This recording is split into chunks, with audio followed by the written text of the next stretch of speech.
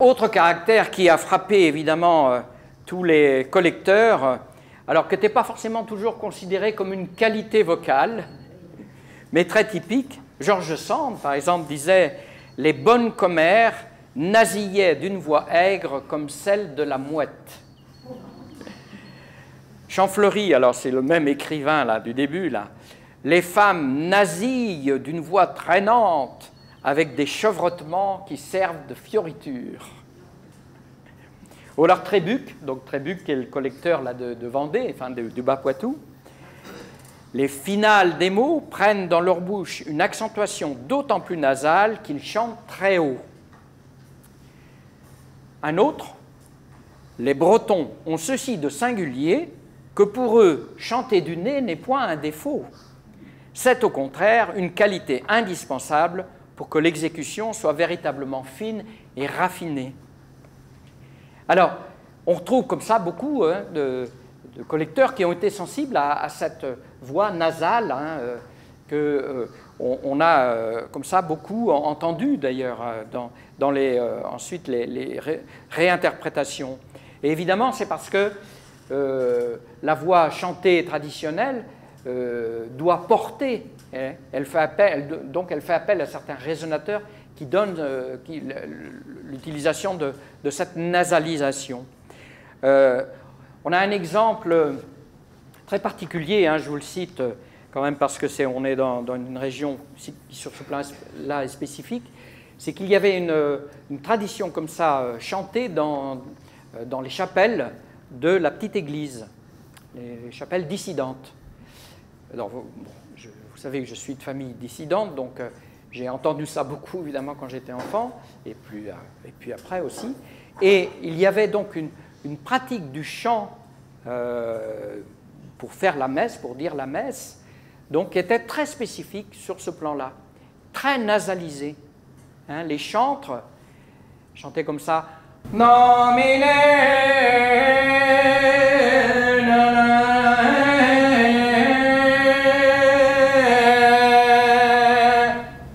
Utilisation très efficace. On était dans des grandes chapelles, il n'y avait pas de sono évidemment, et donc la voix portait. Ça faisait porter la voix très très loin. Et donc du coup, ça remplissait l'espace. En plus, il y avait plusieurs chantres en même temps. Donc, caractéristique là probablement liée du coup à la fonction. On a rarement retrouvé cette même utilisation de la nasalisation en dehors de ces espaces. Un petit exemple, donc je vous ai fait tout à l'heure une parodie des vêpres, alors en voici une autre, alors celle qui était chantée dans les noces, au deuxième repas, la nuit, là, quand on arrivait vers les 3 heures du matin, il y avait des convives qui se rassemblaient, ils se déguisaient un peu, mais semblant d'être plutôt des gens des moines ou des gens d'église. Et puis on éteignait les lumières et ils arrivaient, donc ils avaient quelque chose pour asperger, évidemment, oui, voilà, on utilisait comme ça les outils les plus triviaux pour cette fonction-là.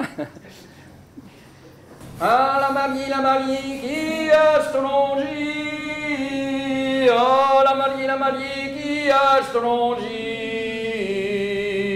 ils payeront bien une belle coiffe cassée, ils payeront bien une belle coiffe cassée.